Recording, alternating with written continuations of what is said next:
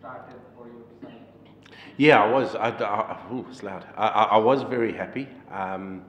There's a lot of things that we didn't do well enough though today, so we've got a lot of things to improve. Where I think if we had got ourselves into a pressure situation later on in the game, we would have put ourselves under a little bit of pressure.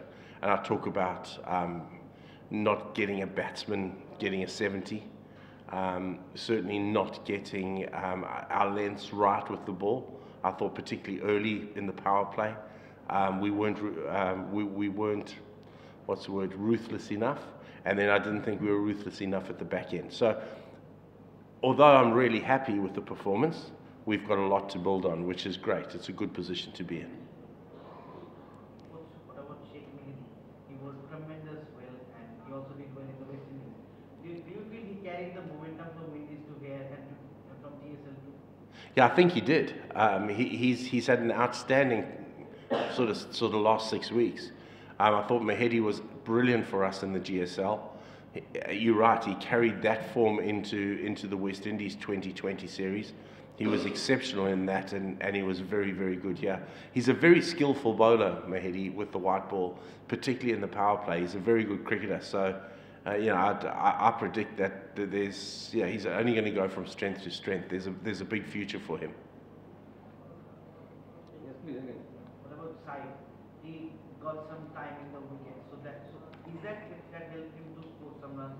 And yeah, as if Shomo is not playing, is it a good opportunity for Sai to play regular matches? Yeah, it is. And Shomo, he was excellent for us in the GSL. He was superb, and he carried that form into the West Indies as well. He was really good. But it is an opportunity now for Saif to make that number 3 position his own. We saw enough in the West Indies. He didn't play the first 2 games and then came into the team, and we saw enough from him to know that he's a very, very good player. We think he bats in 1 gear, so there's a lot of work that we can do around match management with him, but he's got a lot of talent. So yeah, I'm pretty excited about Saif.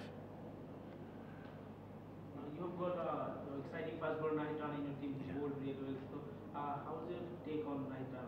Yeah, Nahidrana he's very special. I think he's going to be. It's so good to see a quick bowler like that coming out of Bangladesh. He's very, very good, and I think he'll go a long way in international cricket. He's got pace. He hits good lengths. He's pretty consistent. There's not a big difference between his good and bad. It's pretty close together. He's very, very exciting. So it was good to watch him, particularly through the middle, because in the middle in 2020 cricket is where you want to take wickets. And you have to take wickets because that slows the opposition down. Otherwise, they beat you towards the back end. And he's just such a weapon there through the middle. So, yeah, very exciting. Iftikhar usually bats at number 5 or 6. So what was the plan with Iftikhar, standing at number 4 and giving him some time at the crease? Well, I think for Iftikhar, it's just about his experience. When we tried to set up our batting, it was all pretty much Hales and Taylor at the top. Saif has to bat number 3, and then you've got Iftikhar, Kushtal, Sahan, the captain, all sort of preferring to bat at the best. So for me, it was about the guy with the most experience, and Iftikhar has that experience. I coached Iftikhar a lot with Pakistan, and I also kind of fell into that trap of having Iftikhar only at the back end. I think he's a better batsman than that. So hopefully in this competition, we see Ifti make some real match-winning contributions for us at number 4. Coach, you have Azul Hakim Tamim, Ghana managing captain in your squad. Do you see him in the practice? He did well in the NCL T20 also. Yeah, no, I've seen him. I'm very impressed with Tamim. Hopefully at some point in this competition we can give him opportunities, because half of the aim of the BPL, yes, of course we want to win it, but I would love to go away from here having made a guy like Tamim a better player, because I think that's also a responsibility we have, and he does look very good. He's a leader. He's keen. He trains hard. He works hard at his game, and he's got a huge amount of potential. So hopefully at some point in this competition we can give him an opportunity.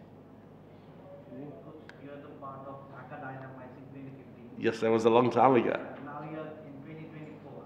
In these 9 years, what sort of difference you see in the BPL? How it is has developed, and what's the difference you see in this 9 years? I think the competition's gone from strength to strength because, after doing Dhaka Dynamites in 2015, I went into international cricket and then continued in that phase. But I've always watched it because I really enjoyed my time. I'm with a really good franchise now. I'm really enjoying it. It's a very organised franchise, so I'm really happy and very, very much enjoying it. What I do see is the franchises, by all accounts, being potentially a lot more organised than they were all those years ago. And the competition's grown. It was mind-blowing actually walking into the stadium today when the other game was on and looking, and it was nearly a full house, which was fantastic to see on a Monday afternoon. So the competition certainly has got a lot of it's certainly got a lot of pull since I was here last in 2015. Thank you.